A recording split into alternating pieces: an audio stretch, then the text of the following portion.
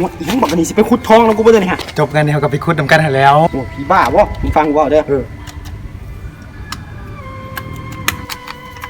ตามนั้นเด้ออะยังอยู่ใกล้ๆกับว่าวตีเฮ็ดพิจารณาอุ้ยนี่สิให้มึงออกไปแล่นล่อเป้าอยู่นอก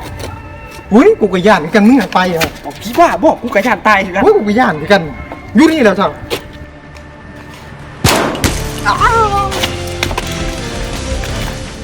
มึงสิแท็กกูหาสิแตกยังเอาไปแท็กไวรัสเป็นแท็กไวรัสหายังกูไม้ทั้งอีกมุมนึงหั่นมึงโพสลงกับผู้สาวมึงฮะแท็กมาให้ยัง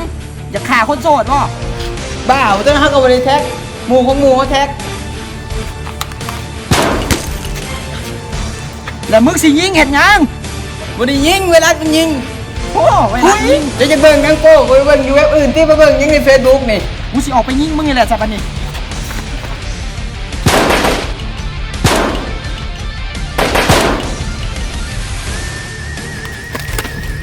ชุกูให้เวลา3 วิลืบโพสซะลืมไม่ได้เธอซ้ำมาเสียขันยังบ่ลืบสมมติสิเอิ้นกำลังเสริมมาไม่กำลังเชิญที่บอกเข้าใจว่ามีโทรศัพท์ได้ดีแล้วน้อยบุกมาเลยไปโอ้ยล่ะน้อยยังบ่เปลี่ยนหรือว่าเสียงอย่างเข้าฮะเนื้อกูลืมเปื่อนไปบ่ต้องหัดแล้ว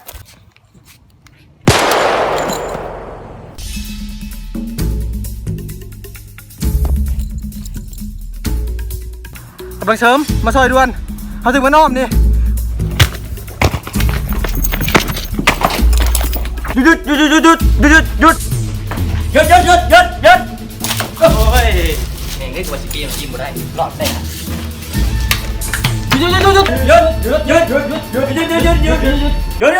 บ้าบอกกูว่าสิบ่ถ่ายคลิปนี่แหละนี่ฮะกูจะพาลูกมานั่งลิ้นนี่เขายิงกันอยู่พุ่นชูมายังนี่ฮะพุ่นอยู่พุ่นหยุด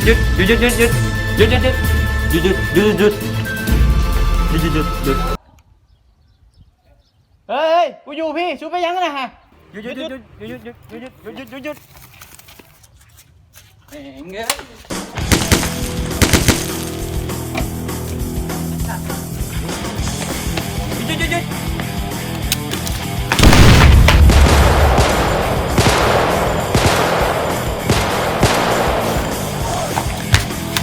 อ้ยโอกาสครั้งสุดท้ายลืบโพสซะเขาหู้บ่แล้วว่ากูหื่นนี่เฮ้ยจะเบิ่งนังโป้ไปเบิ่งอยู่เว็บกูตี้จะไปเบิ่งอยู่ในเฟซนี่เห็นคลิปโป้ไว้ได้เห็นแต่กดใจให้ตลอดโอ้ยจุเจ้าแต่งตัวยังห้องจุเจ้าเลยนะอันนี้คือการแต่งโตวของเจ้าหน้าที่นอกเครื่องแบบเว้ยมึงบ่ได้ฮู้จักพี่ช้างดอก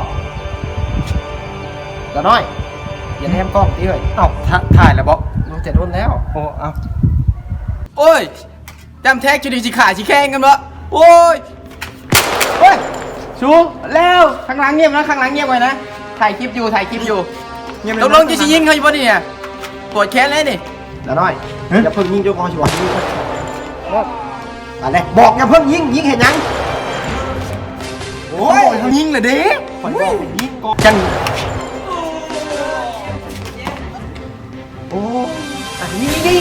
งซะเลยสิยิงไปบริษัทไปเลยกูไม่ได้แท็ก